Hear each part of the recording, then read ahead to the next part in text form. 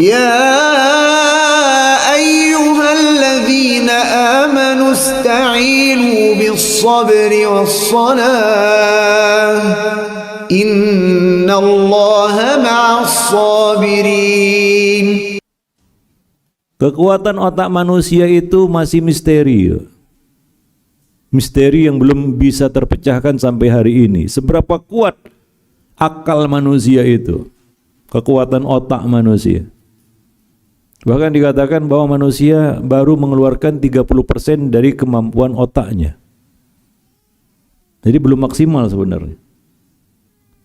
Makanya ketika malaikat mempertanyakan kepada Allah, kenapa Adam yang diangkat jadi khalifah, sementara kami itu jauh lebih hebat ibadahnya. Kami bertasbih, bertahmid, bertahlil, bertakbir, memahasucikan engkau. Manusia menumpahkan darah ini itu dan lain sebagainya. Kenapa engkau pilih ya Allah Adam dan anak keturunannya sebagai khalifah? Maka apa bukti yang Allah tunjukkan kepada malaikat bahwa Adam lebih layak jadi khalifah daripada malaikat sekalipun? Apa? Apa? Ayo. Siapa yang tahu? Apa bukti yang Allah tunjukkan kepada malaikat bahwa Adam ini lebih layak jadi khalifah daripada kalian para malaikat? Kekuatan akal. Apa Allah katakan? Wa 'allama Adamal asma'a kullaha. Allah ajarkan kepada Adam semua nama-nama. Otak Adam mampu untuk itu. Ketika wa'aradahu summa aradahum 'alal malaikah. Kemudian Allah Subhanahu wa taala menunjukkannya kepada malaikat. Coba jelaskan. Qalu la ilma lana illa ma 'allamtana. Kami enggak punya ilmu. Kami tidak punya kekuatan untuk tahu. Ternyata apa? Itulah kekuatan yang Allah berikan kepada Adam. No. Otak Adam itu cukup kapasitasnya untuk mengetahui semua nama. Mungkin 100%. Kalau kita udah berkurang mungkin ya. Para jemaah yang dimuliakan. Nah, baru menggunakan 30% dari kemampuan otak mereka. Jadi Allah Subhanahu wa taala melebihkan kita manusia daripada makhluk-makhluk lainnya yang jauh lebih kuat karena kekuatan akal kita. Begitu dahsyatnya kekuatan akal manusia, itu tidak sampai sekarang masih misteri. Bayangkan kalau orang yang hidup 100 tahun yang lalu, hidup sekarang. Yang sudah mati ya 100 tahun yang lalu, hidup sekarang. Kira-kira apa yang terjadi, Bu? Kira-kira apa yang terjadi? Kalau orang zaman dulu ya, hidup sekarang, apa yang terjadi? Dia kebingungan, Bu. Ngelihat apa? Melihat perkembangan dunia ini yang dihasilkan oleh kekuatan otak manusia. Heran-heran dia, apa ini? Apa ini? Mungkin ini disangkanya bulan lagi. Apa ya? Nggak ngerti dia apa itu. Ya kan? Ada orang bicara sendiri gitu. Wah, ini orang gila nih, padahal pakai Bluetooth. Iya. Itu kan kemajuan yang dihasilkan oleh kekuatan otak manusia. Seandainya ibu hidup 100 tahun kemudian, walaupun tipis kemungkinan, bisa bayangkan nggak bagaimana situasi kondisi dunia saat itu? Apakah masih seperti sekarang ini? Atau akan berubah? Yang membuat kita tercengang karena kemajuan yang dihasilkan oleh kekuatan otak manusia. Yakin dunia masih wajahnya seperti sekarang ini atau sudah berubah? Berubah. Bagaimana? Kita mah nggak tahu, Pak. Kekuatan otak manusia sampai berapa? Itu ciptaan Allah kan begitu ya. Itu kekuatan otak, kekuatan akal. Maka kita diperintahkan untuk apa? Menjaga kekuatan akal. Bagaimana cara menjaga kekuatan akal? Kita disuruh untuk berpikir. Maka Allah memuji orang yang berpikir dan menyuruh kita untuk berpikir. Ada ungkapan di sana, kalau punya otak itu dipakai, betul ya? Iya, mubazir, punya otak nggak dipakai. Karena untuk menjaga kekuatan otak itu adalah kita gunakan untuk berpikir. Ya. Dan kita dilarang dari hal-hal yang bisa melemahkan kekuatan akal itu. Contohnya apa? Maka diharamkanlah minuman keras atau miras. Kenapa? Karena dia bisa melumpuhkan kekuatan akal itu. Maka dikatakan khamar, kenapa? Li'annahu yukhamirul akal. Karena dia bisa membuat pusing akal itu. Kacau kerja akal itu. Dan turunannya seperti narkotika, kan begitu ya? Coba lihat pecandu narkotika yang rusak apanya? Otaknya, Pak. Badannya mungkin gemuk-gemuk aja, tapi otaknya hancur, Pak. Narkotika itu, ya. Tahu ada yang lebih dahsyat kerusakan yang diakibatkannya daripada narkotika? Itu yang disebut narkolema. Narkotika lewat mata, yaitu pornografi. Itu diteliti itu ya. Ternyata apa? Kerusakan yang ditimbulkan akibat pornografi itu lebih hebat daripada kerusakan pada akal yang ditimbulkan diakibatkan narkotika. Di-scan-lah otaknya. Ternyata orang yang kecanduan pornografi ini rusaknya lebih parah, Pak, daripada otak orang yang kecanduan narkotika. Orang yang kecanduan narkotika itu sudah demikian parah itu. Maka dilarang hal-hal semacam itu. Termasuk kita dilarang marah. Ada larangannya, ada ya. Datang. Tahu salah satu hikmahnya kenapa kita dilarang marah dan jangan suka marah. Jangan marah, jangan marah, jangan suka marah. Karena bisa merusak akal. Marah itu. Maka Nabi menyebut marah itu, ghadab itu gholak. Iya, ada hadisnya itu. La talaqa fi gholak. Tidak ada talak pada saat gholak. Gholak itu ghadab. Gholak itu kondisi tertutupnya akal seseorang hingga nggak mampu mikir yang benar, yang baik dan yang buruk, yang benar dan yang salah. Itu akibat marah. Maka coba lihatlah orang marah-marah.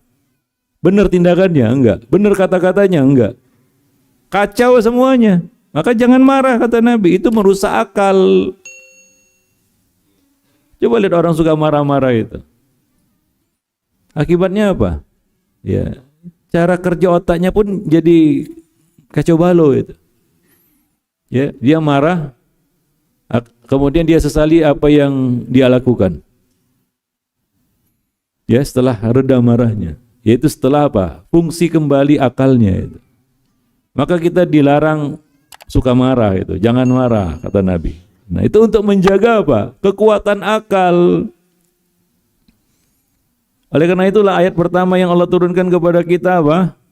Iqra, baca. Karena baca itu terbukti menguatkan akal. Menjaga akal dari apa? Ya, penyakit-penyakitnya. Para jemaah yang dimuliakan Allah. Nah, itu berkaitan dengan kekuatan akal. Maka jagalah kekuatan akal itu. Sumber kekuatan ketiga, ini yang lebih dahsyat dan lebih dahsyat daripada kekuatan akal, yaitu kekuatan hati. Karena tidak ada yang dapat membelokkan kekuatan akal selain kekuatan hati. Tidak ada yang mampu membelokkan kekuatan akal selain daripada kekuatan hati. Jadi kekuatan hati ini paling superior, saudara. Kekuatan akal manusia bisa ciptakan buatannya, namanya AI. Betul ya? Tahu AI ya? Artificial Intelligence. Itu bisa diciptakan manusia. Kembaran akalnya begitu. Yang sekarang ini justru menjadi muncul ataupun menjadi monster yang menakutkan bagi manusia itu sendiri. Menjelma menjadi monster yang menakutkan manusia itu sendiri. Itu AI itu. Artificial intelligence, kecerdasan buatan namanya. Paham ya? Itu kekuatan akal. Iya, masih bisa dibuat manusia imitasinya gitu ya, KW-KW-nya gitu. Tapi ada kekuatan yang nggak bisa dibuat tiruannya itu, yaitu kekuatan hati. Manusia bisa buat robot, tapi tidak bisa memberikan jiwa pada robot itu, hati pada robot. Nggak ada, Bu, Pak, Bu. Bisa nggak? Robot punya hati gitu? Enggak. Nggak bisa itu. Karena kekuatan yang nggak mampu ditiru oleh manusia, kekuatan hati ini. Karena kekuatan hati inilah yang bisa membelokkan kekuatan akal manusia.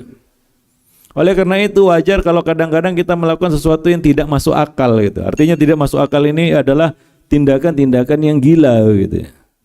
Ya secara akal sehat mustahil kita mau melakukannya, tapi dilakukan juga. Betul nggak? Apa yang mendorong manusia untuk melakukannya? Kekuatan hati. Bukan kekuatan akal. Akal mengatakan tidak, enggak baik itu, enggak benar. Tapi kekuatan hati ini paling dahsyat. Dan itu diisyaratkan Nabi dalam sebuah hadis sebenarnya. Antum pernah baca hadis, kalau bicara hati pasti keluar hadis ini. Hadis apa itu? Siapa yang tahu? Bu? Hadis apa itu? Kalau dibicarakan hati pasti keluar hadis ini. Hadis apa itu? Siapa yang tahu? Bukan? Hah? Bukan? Hah?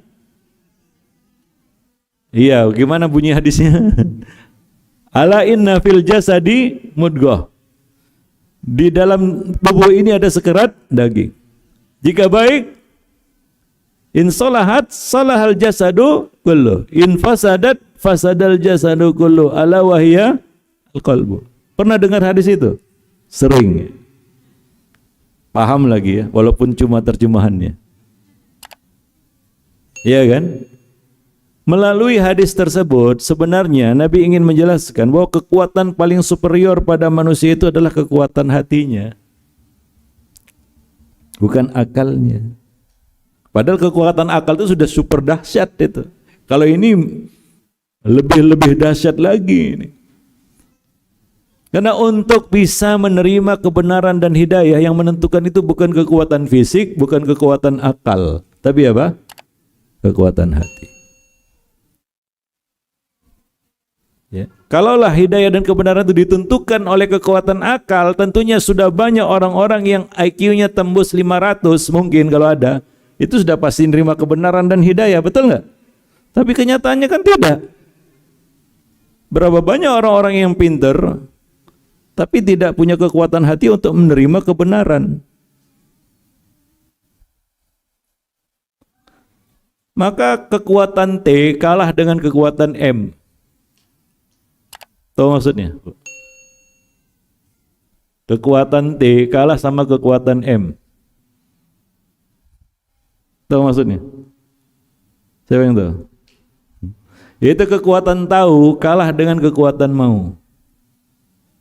Makanya ada ungkapan kalau sudah maunya dikasih tahu pun nggak mempan. Betul ya? Iya, kalau sudah maunya dikasih tahu bagaimanapun, bukan nggak tahu, dia tahu. Tahu setahu-tahunya. Tapi apa? Nggak mau. Dibelokkan sama kekuatan hatinya itu. Para jemaah yang dimuliakan Allah. Ya maka Nabi mengatakan dalam hadis, mungkin juga sudah sering dengar hadis ini, kullu ummati yadkhulunal jannah. Semua umatku masuk surga. Kecuali apa? Yang tidak mau illa man aba. Untuk tahu untuk masuk surga, manusia tahu jalannya, bukan nggak tahu. Kita bisa pelajari sudah. Antum bisa hafal ya 175 jalan menuju surga. Antum bisa hafal pun. Bisa dipelajari, tahu. Tapi masalahnya apa? Masalahnya mau atau tidak mau. Ini masalah besar sebenarnya. Ya. Antum tahu nggak hikmah-hikmahnya? Kenapa Allah banyak membicarakan orang-orang Yahudi di dalam Al-Quran? Yang Allah sebut mereka ini al-maghdubi alaihim. Kenapa?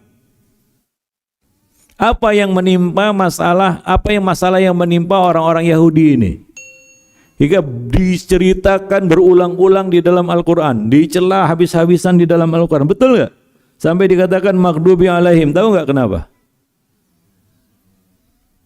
Iya, mereka ini banyak taunya, tapi apa? Masalah mereka apa? Kekuatan hati tidak ada. Mereka sendiri yang mengatakan, Allah sebutkan di dalam Al-Quran, qulubuna ghuluf, hati kami ini sudah tertutup, lemah, nggak punya kekuatan. Kalau ininya luar biasa, Pak, diakui. Antum sudah nggak usah menafikan lah orang Yahudi itu nggak pinter. Siapa bilang pinter? Pinter. Siapa bilang nggak pinter? Antum pinter-pinteran, antum ngadi-ngadi. Orang Yahudi luar biasa. Dari dulu diakui. Penemu-penemu ya banyak orang apa? Orang Yahudi, betul nggak?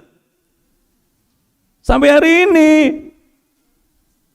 Kemajuan ilmu pengetahuan dan teknologi ya banyak dari mereka juga. Akui saja itu. Enggak perlu kita, enggak itu siapa bilang itu hoak. Enggak, bukan hoak, betul. Pintar-pintar mereka. Iya. Bukan dongok-dongok, bukan bodoh-bodoh, bukan kaleng-kaleng.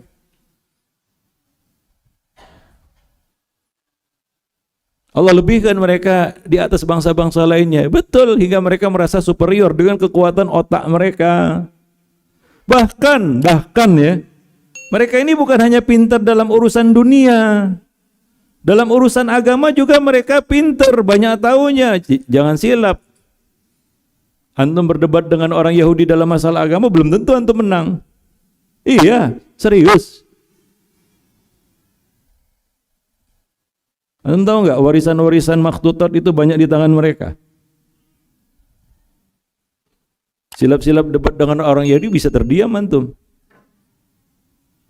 Itu orang Yahudi. Itu yang Allah ceritakan dalam Al-Quran. Ini bukan ngada-ngada ini ya, ngada-ngada Ustaz tuh mana ada kayak gitu. Iya, dalam Al-Quran Allah katakan itu. Apa kata Allah? Alladzina atainahumul kitab. Orang-orang yang telah kami berikan Alkitab, maksudnya siapa? Yahudi. Ya'rifunahu kama ya'rifuna abna'ahum. Mereka mengenali Nabi sebagai Nabi lebih daripada mereka seperti mereka mengenali anak mereka sendiri. Hebat nggak ilmu mereka itu? Tahu mereka. Makanya mereka itu lebih mengenali Nabi sebagai Nabi daripada orang Arab sendiri. Padahal Nabi itu orang Arab. Nabi itu orang Arab. Tapi untuk tahu Nabi itu sebagai Nabi, orang Yahudi itu lebih canggih, lebih tinggi ilmunya daripada orang Arab itu sendiri. Saya tanya antum, orang Arab mengenali Nabi sebagai Nabi dengan apa? Dengan apa? Hah? Dengan apa? Orang Arab ya? Yang hidup bersama Nabi mengenali Nabi sebagai Nabi dengan apa? Hah? Nggak tahu. Oh, beliau disebut Al-Amin, kan begitu ya? Track recordnya bagus, keturunan yang baik-baik, kan begitu? Oh, ini benar nih orang, kan begitu? Nabi ini. Orang Yahudi enggak. Bukan itu. Tahu nggak bagaimana mereka menguji Nabi? Untuk membuktikan ini Nabi beneran atau tidak ini? Gimana caranya? Coba. Siapa yang tahu? Mereka mendatangi Nabi dan mengajukan 3 pertanyaan. Yang mana 3 perkara ini, 3 pertanyaan ini hanya bisa dijawab oleh seorang Nabi. Canggih nggak? Orang Arab ada ngetes Nabi seperti itu? Nggak ada, Pak. Orang Yahudi seperti itu. Diajukanlah 3 pertanyaan. Salah satunya apa? Apa hidangan pertama penghuni surga? Jadi tahu mereka urusan agama lebih paham mungkin daripada antum.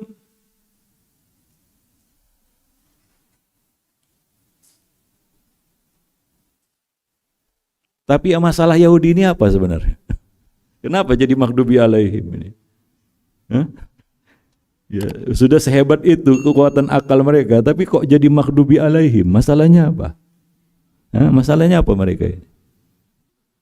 Mereka tidak memiliki kekuatan hati untuk itu, untuk menerima hidayah. Karena untuk bisa menerima hidayah dan kebenaran dari Allah itu perlu kekuatan hati.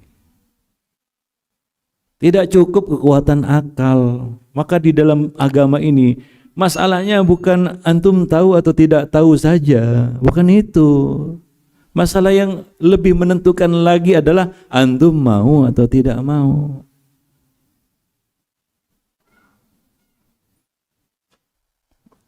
Apa? Mau atau tidak mau. Ini masalahnya ini. Maka Allah celah mereka jadi maghdubi alaihim, orang-orang yang dimurkai Allah. Ya, karena orang Arab jahiliyah namanya aja disebut Arab jahiliyah, jahil, ya betul jahil, tapi mereka enggak bodoh. Maka jangan terjemahkan jahil di dalam Al-Qur'an, kata-kata jahlu di dalam Al-Qur'an dengan bodoh, enggak benar, enggak tepat. Enggak tepat. Yang tepat apa? Ya jahil, bukan bodoh. Abu Jahal namanya aja Abu Jahal, orangnya enggak bodoh, Bu. Ya, Abu Jahal, tahu ya Abu Jahal ya? Tahu ya Abu Jahal, paman Nabi kan gitu ya, Abu Jahal ini. Dia enggak bodoh dia, namanya aja Abu Jahal, jangan silap. Dia pintar. Maka coba lihat orang-orang kafir Quraisy atau orang-orang yang menentang para nabi dan rasul itu, mereka mengejek, menyindir para nabi dan pengikutnya dengan apa?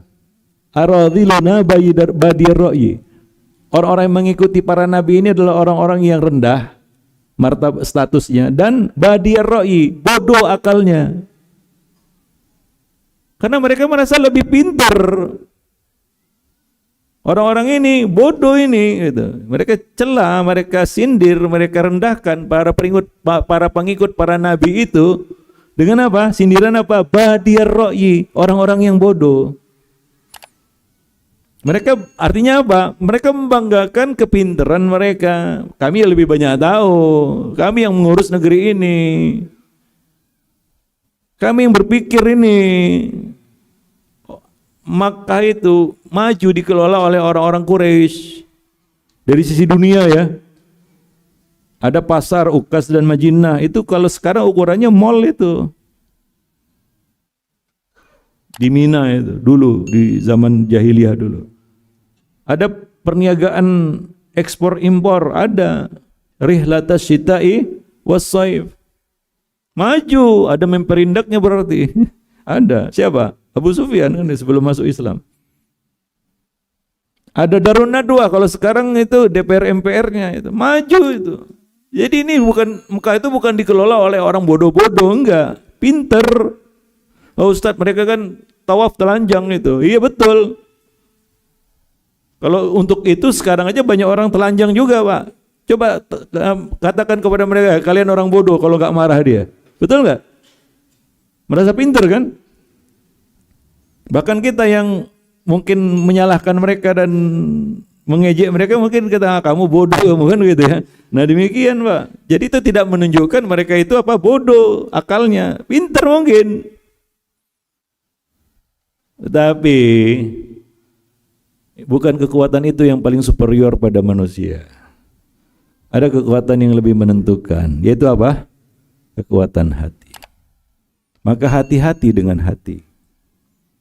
Apa? Hati-hati dengan hati. Kekuatan akal yang tidak diiringi dengan kekuatan hati itu bisa membahayakan. Seperti yang menimpa manusia hari ini, terutama masyarakat barat ya. Kalau kita lihat sekarang kerusakan yang terjadi pada masyarakat barat, terutama apa?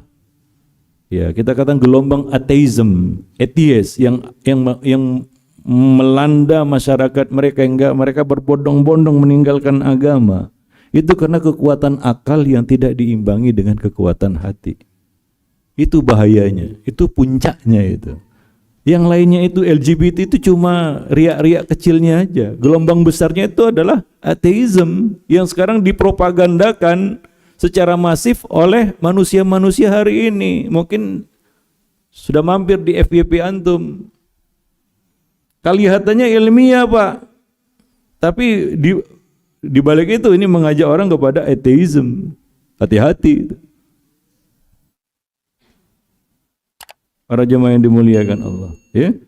Nah, demikian. Maka untuk kekuatan hati ini, apa yang Allah perintahkan kepada kita dalam Al-Qur'an? Apa yang Allah perintahkan?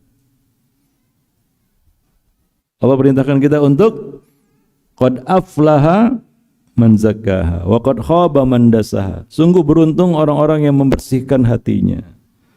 Ia menjaga kekuatan hatinya dengan iman, akidah yang benar. Dan celakalah orang-orang yang mengotorinya. Para jamaah yang dimuliakan Allah. Maka kita tidak boleh lengah terhadap kondisi hati kita. Itu harus terus kita jaga, kekuatan hati itu. Karena kekuatan yang paling superior pada manusia.